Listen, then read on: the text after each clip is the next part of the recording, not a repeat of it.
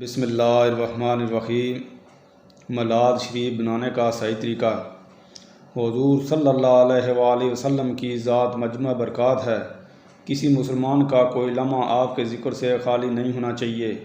کیا محسن کائنات صلی اللہ علیہ وآلہ وسلم کا صرف یہی حق ہے کہ سال کے ایک مہینے کا خاص دن بنا کر یہ سمجھ لیا جائے کہ ہم نے حق کے محبت اور اطاعت کا حق ادا کر دیا؟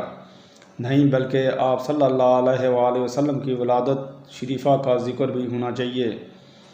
کبھی آپ کی نماز کا ذکر، کبھی آپ کے روزوں کا ذکر، کبھی آپ کے اخلاق اور اعمال کا ذکر بھی ضروری ہے۔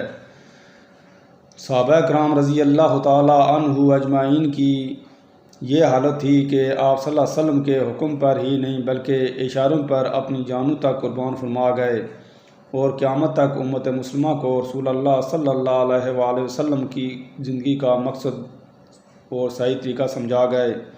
کاش ہم بھی اسی طرح میلاد بنانا شروع کر دیں کہ زندگی کا ہر لمحہ اتباع سنت گزرے اور ہماری ہر مجلس ذکر رسول سے منور ہو۔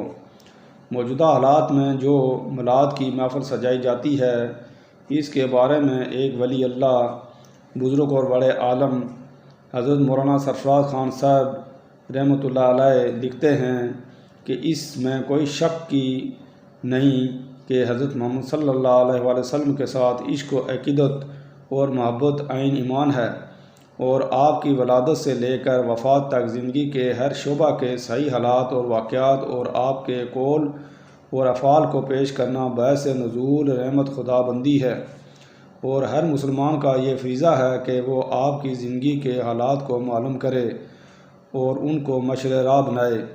سال کے ہر مہینہ اور مہینے کے ہر ہفتے میں اور ہفتے کے ہر دن میں اور دن کے ہر گھنٹہ اور منٹ میں کوئی وقت ایسا نہیں جس میں آپ کی زندگی کے حالات بیان کرنے اور سننے ممنون ہوں۔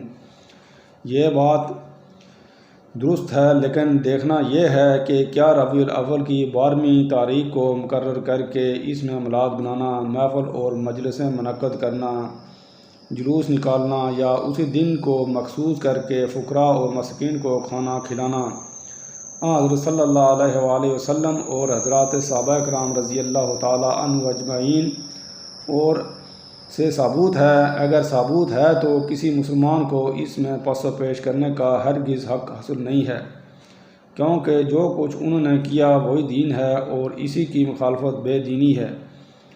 نبوت ملنے کے بعد 30 سال تک آپ دنیا میں رہے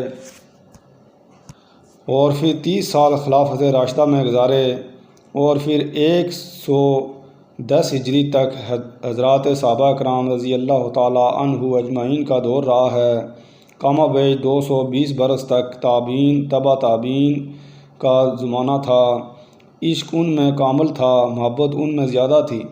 حضرت صلی اللہ علیہ وآلہ وسلم کا احترام اور تعظیم ان سے بڑھ کر کون کر سکتا ہے؟ اگر کوئی ہمت کر کے ان سے یہ ثابت کر دے، ہو سکتا ہے، لیکن اگر کوئی اس کا ثبوت نہ پیش کر سکے، وہ تا قیامت نہیں کر سکے گا۔ تو سوال یہ ہے کہ باوجود اس وقت کے کہ یہ مبارک کام اور کار ثواب اس وقت کیوں نہیں ہوا، اور یہ کیسے کار ثواب اور مبارک ہو گیا ہے؟ بس صرف اس ایک نقطہ پر نگاہ جما کر دو ٹوک فیصلہ کرنا چاہیے۔ وہ تمام فوائد اور برکات اور اس وقت بھی تھے جن کو آج میلاد بنانے والے حضرات بیان کرتے ہیں۔ اللہ تعالیٰ صراط مستقیم پر چلنے کی توفیق عطا فرمائے، آمین۔